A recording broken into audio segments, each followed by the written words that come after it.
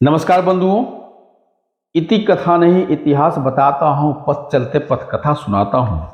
बंधुओं, पथ कथा के रचयिता हैं श्री प्रभात रंजन सरकार उर्फ श्री श्री आनंद मूर्ति जी, जो आनंद मार्ग प्रचारक संघ के संस्थापक हैं और आनंद मार्ग के गुरु भी हैं।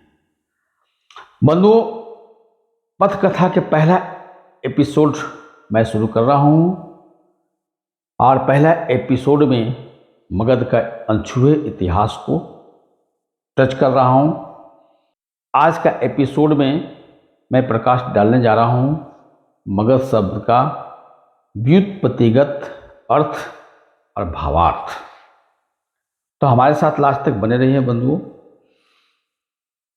और अगर पहली बार वीडियो देख रहे हैं तो सब्सक्राइब कर दें और आइकन बेल प्रेस कर दें ताकि सबसे पहले आप तक वीडियो पहुँचे।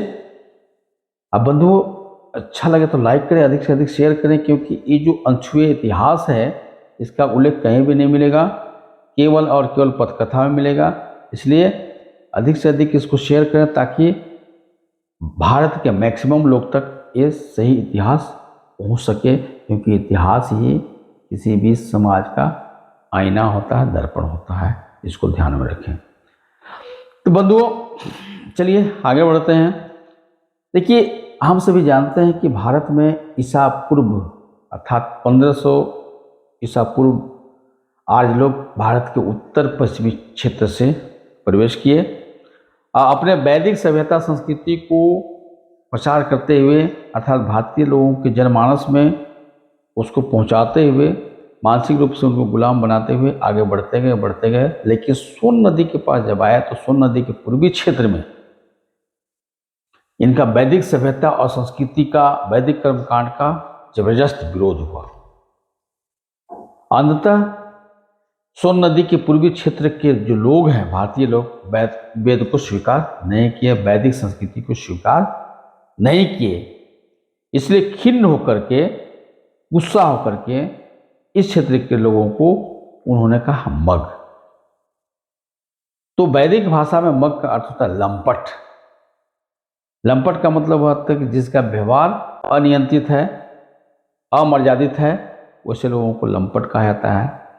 तो चूंकि वेद को स्वीकार नहीं किए इधर के लोग, इसलिए उन्होंने कहा कि यहाँ के लोग अमर्यादित हैं, लंपट हैं, नालायक हैं, इनका रहन सहन खान पान सही नहीं है, असभ्य है। और ध का मतलब होता है वेद विरोधी आचरण करने वाले, अर्थात वेद विरोधी मार्ग प्रशस्त करने वाले को कहा गया, प्रशस्त करने वाले क्षेत्र को कहा गया मगध। तो बंधुओं, मगध का जो भावार्थ है, अर्थ यही है, और यह नाम दिया गया है आर्यों के द्वारा। कालांतर में इस क्षेत्र में भी पशु बलि बहुत ज़्यादा होता था, हिंसा बहुत ज़्यादा होता था। तो पशु बलि और हिंसा के खिलाफ में बौद्ध मत और जैन मत दोनों आए। बौद्ध मत को मगध के लोग स्वीकार कर लिए, लेकिन जैन मत को स्वीकार नहीं किए क्योंकि उसमें नग्नता था। तो बंधुओं, ये है मगध शब्द का व्युत्पत्तिगत अर्थ, भावार्थ। नेक्स्ट एपिसोड में मगध के जो शेष इतिहास है, जो अनछुए इतिहास है, जिनका उल्लेख कहीं भी नहीं मिलता है, वो मैं बताऊंगा।